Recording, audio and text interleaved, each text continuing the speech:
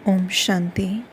आज का वरदान है, उमंग उत्साह द्वारा विघ्नों को समाप्त करने वाले बाप समान समीप रत्न भव। उमंग उत्साह द्वारा विघ्नों को समाप्त करने वाले बाप समान समीप रत्न भव। बाप समान समीप रत्न। बाबा ने आज हमें ये वरदान दिया। बाबा वरदान को एक्सप्लेन करते हैं। बच्चों के दिल में जो उमंग उत्साह है कि मैं बाप समान समीप रत्न बन सपूत बच्चे का सबूत दूं, ये उमंग उत्साह उड़ती कला का आधार है। ये उमंग उत्साह उड़ती कला का आधार है। कौन सा उमंग उत्साह? कि जो बच्चों के दिल में ये बात है, उमंग है कि मैं बाप समान समीप रत्न बन सपूत बच्चे का सबूत दूं, ये हमारी उड़ती कला का आधार है। ये उमंग कई प्रकार के आने वाले विघ्नों को समाप्त कर संपन्न बनने में सहयोग देता है। ये उमंग उत्साह का शुद्ध और दृढ़ संकल्प विजयी बनाने में विशेष शक्तिशाली शस्त्र बन जाता है। इसलिए दिल में सदा उमंग उत्साह को व इस उड़ती कला के साधन को कायम रखना। तो इसीलिए बाबा ने आज हमें उमंग उत्साह की जो वैल्यू है, ये जो संकल्प है कि मुझे बाप समान बनना है, समीप रत्न बनना है, समान बनना है, सपूत बनना है और सबूत देना है।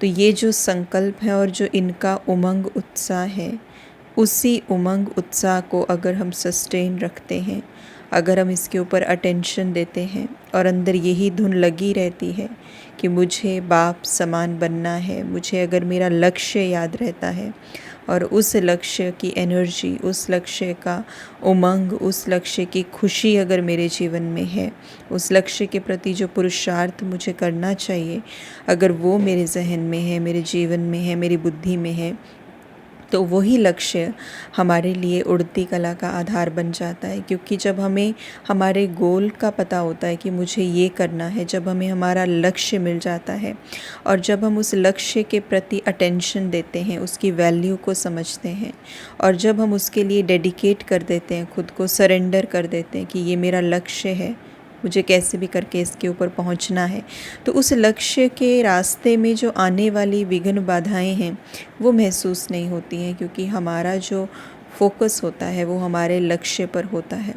इसलिए बाबा ने कहा कि ये जो लक्ष्य है कि मैं बाप समान समीप रत्न बन सपूत बन जाऊं या बाबा को मैं सबूत दूं, तो ये वाला जो लक्ष्य है बाप समान बन जाने का, देव आत्मा बन जाने का, कंप्लीट सोल कॉन्शियसनेस की स्थिति को अटेन करने का, प्राप्त करने का, ये लक्ष्य ही उमंग उत्साह का आधार है। लेकिन उससे पहले इस लक्ष्य की हमें वैल्यू जाननी पड़ेगी। इस लक्ष्य को हम कितना सीरियसली लेते हैं, इसके लिए कितना दृढ़ हैं, इसके मायने हमारे लिए क्या हैं, ये बहुत ज़रूरी है।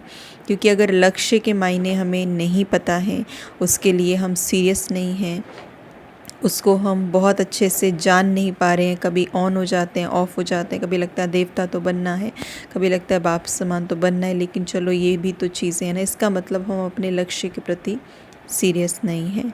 तो इसीलिए बाबा ने कहा कि यही लक्ष्य जो है विजय बनाने में विशेष शक्तिशाली शस्त्र बन जाता है। इस लक्ष्य की शुद्धता और दृढ़ता, तो यही हमारे लिए उड़ती कला में जाने का सबसे बड़ा साधन है। स्लोगन बाबा ने दिया, जैसे तपस्वी सदा आसन पर बैठते हैं, ऐसे आप एकरस अवस्था के आसन पर विराजमान रहो। जैसे तपस्वी सदा आसन पर बैठते हैं, ऐसे आप एकरस अवस्था के आसन पर विराजमान रहो।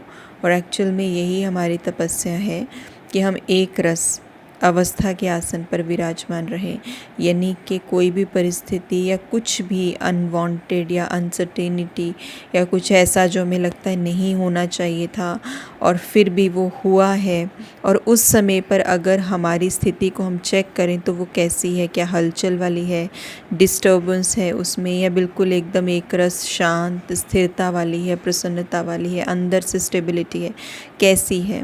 तो बाबा ने कहा बाहर कुछ भी हो जाए लेकिन आपका काम है अपनी एक रस अवस्था के आसन पर विराजमान रहना, मतलब हलचल नहीं हो, हलचल नहीं हो, अंदर मन की स्थिरता हो, एकाग्रता हो। ऐसा नहीं हो कि कुछ चाहिए, अभी ये नहीं होना चाहिए था, वैसा होना चाहिए था। मन के संकल्प जो हैं उनकी जो क्वालिटी है, उसकी एनर्जी जो है वो बहुत पावरफुल चाहिए, और वो एनर्जी कभी भी नीचे नहीं जानी चाहिए कि ये परिस्थिति आ गई तो ऊपर चली गई, ये परिस्थिति आ गई तो नीचे चली गई। तो सदा एक रस अवस्था एक अलग बात है, लेकिन जब सदा जुड़ जाता है तो उस पर हमें और अटेंशन देने की ज़रूरत है। हमेशा जो है वो एक रस अवस्था हमारी सस्टेनेबल रहे, उसके लिए हमें उस आसन पर बैठना है, उसके लिए हमें उस कॉन्शियसनेस को प्रैक्टिस करना है, आत्मिक स्थिति का हमें अभ्यास करना है, क्योंकि तभी हम अपनी भरपूरता का अनुभव कर पाते हैं और तभी हम उस आसन पर स्थित रह पाते हैं। ओम शांति।